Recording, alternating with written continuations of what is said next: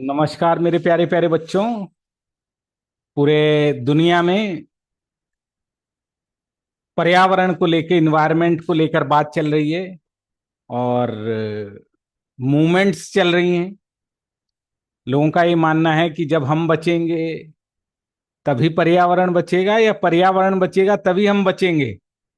सो लोगों का ऐसा मानना है कि इन्वायरमेंट जब सेव होगा तभी हम सेव होंगे। कोरोना आने के बाद इबोला, जीका और क्लाइमेट चेंज, ठंड में भी अभी गर्मी महसूस हो रही है। तो इसी को लेकर पूरी दुनिया में और भारत में पिछले 25 सालों में काफी तेजी आई है। उसी को लेकर एक सवाल है। आशा करता हूं आप सब लोगों को पसंद आएगा और इस टॉपिक को आपकी होलिस्टिक अंडरस्टैंडिंग बनेगी। इसको आप जरूर समझने का प्रयास कीजिएगा। Discuss the role of environment movements in shaping the environmental governance in India. भारत में पर्यावरण शासन को आकार देने में पर्यावरण आंदोलनों की भूमिका। तो जो आंदोलन होते हैं पर्यावरण को लेकर, क्या ये भी गुड गवर्नेंस की ओर आगे बढ़ाते हैं? तो इसका आंसर है हाँ, यस। तो हमारे यहाँ कौन कौन से इन्वायरमेंट के मूवमेंट्स हुए हैं? Environment movements have been crucial in shaping up the Indian governance by bringing grassroots issues to the forefront and influencing public policy and legal framework. G. Legal framework. These movements have acted as a powerful voice for local communities, challenging top-down development model, advocating sustainable and equitable resource management. तो भारत में बहुत सारी मूवमेंटें हैं जो कहती हैं local लोगों का ध्यान दो, इन्वायरमेंट का ध्यान दो। तो पर्यावरण आंदोलनों ने पर्यावरण शासन के आकार देने में काफी भूमिका निभाई है। ये नीति और कानूनी ढांचे पर प्रभाव डालते हैं। और क्या कहते हैं कि जो आप ऊपर से दिल्ली में बैठ के सारा मॉडल चला रहे हो ये खराब है, लोकल लोगों की आवाज सुनो और सस्टेनेबल डेवलपमेंट और जस्टिशियल डेवलपमेंट आप करो। तो कौन कौन से मुख्य आंदोलन हुए आपने सुना होगा? चिपको आंदोलन, साइलेंट वैली आंदोलन, जहां वनों की कटाई को लेकर, जैव विविधता के खतरों को लेकर आकर्षित किया जाता है ध्यान। तो there are many movements which raise the public awareness. Movement like Chipko Andolan and Silent Valley movement brought the national attention to the threat of deforestation and loss of biodiversity. They highlighted the direct link between the environmental degradation and livelihood of the local, often marginalized community. The increase of public awareness created demand a stronger environmental protection. Influencing legislation. तो कौन कौन से कानून बनाए इन्होंने, ये देखो। Silent valley के बाद यहां पे एक प्रोजेक्ट चलाया जा रहा था, silent valley hydro electrical project. तो इसको प्रोटेस्ट किया गया और इन्वायरमेंटल लॉ बने। भोपाल ट्रेजेडी के बाद वहां पर आंदोलन चला और इन्वायरमेंटल प्रोटेक्शन एक्ट बना। जंगलों से लोगों को भगाया जा रहा था, wild life act, national park act का नाम लेकर। लेकिन फॉरेस्ट लोगों को राइट देने के लिए नहीं, जो जंगल में रहते हैं उनके भी अधिकार होंगे, फॉरेस्ट राइट एक्ट लाया गया। तो भोपाल वाला एक्ट, साइलेंट वैली का एक्ट लाया गया, ये आप देख सकते हैं कानून। ये साइलेंट वैली हाइड्रोलिक प्रोजेक्ट, वहां की परियोजना का विरोध किया गया और उसको नेशनल पार्क बनाया गया। भोपाल त्रासदी के बाद पर्यावरण संरक्षण अधिनियम आया, जंगलों के लिए वन अधिकार अधिनियम आदिवासी और समुदायों के लगातार संघर्ष का नतीजा था। फिर ये विकास का जो मॉडल है कि हम कोयला निकालेंगे, हम इंडस्ट्री बनाएंगे, इसके लिए क्या किया गया, इन्वायरमेंटल इम्पैक्ट असेसमेंट और ईएसजी नॉर्म्स, कि आप क्या करिए, कोई भी प्रोजेक्ट आप ला रहे हैं आप पर्यावरण मूल्यांकन करिए। आप वहां से जो लोगों को हटाने जा रहे हैं, आप उनका रिहेबिलिटेशन के लिए आपका क्या प्लान है। तो इसके लेकर मूवमेंट हुई। तो camp organise. Challenging development model, the movement like Narmada Bachao question the conventional large scale and often environmentally destructive development project. They force re-evolution of social environment cost, introduce the concept of social and, ये देखो, ये अभी आप जानते हैं आपको environmental impact assessment होता है। This led to critical approach of infrastructure development, a greater emphasis on rehabilitation and resettlement of the policy, promoting grassroots, जिनकी कोई आवाज नहीं थी शासन प्रशासन में, डिसीजन मेकिंग में, क्या किया गया, Appiko movement for incidents was local non violent movement in Karnataka replicating hugging tree. तो ये चिपको जैसा ही आंदोलन था वेस्टर्न घाट को बचाने के लिए कि हमारी भी आवाज सुनी जाए।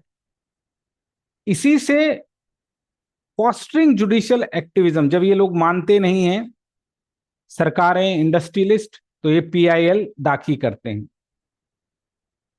तो right to clean environment is a fundamental right घोषित कराया गया अंडर आर्टिकल 21A की जीवन का अधिकार है, ठीक है।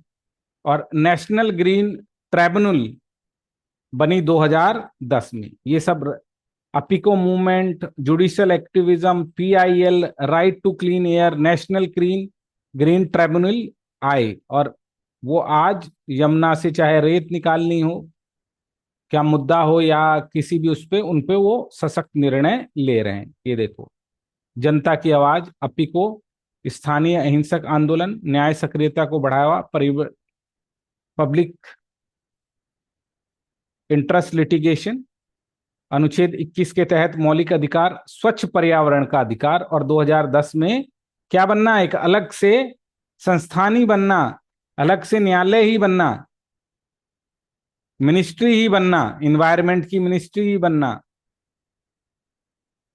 तो पर्यावरण आंदोलन क्या करते हैं, जनता को जागरूकता फैलाते हैं, ठीक है। आदिवासी, किसान, स्थानीय समुदाय, इनकी आवाज उठाना, पर्यावरण कानून बनाना। ये देखो चिपको आंदोलन, ये इसमें हुआ था हिमालय में, जन जागरूकता बढ़ाना। उत्तराखंड में साइलेंट वैली आंदोलन, है ना, नेशनल पार्क भोकाल त्रासदी मामला। ये देखो विश्व बैंक और प्रोजेक्ट फंडिंग, ये नर्मदा बचाओ आंदोलन में आई थी।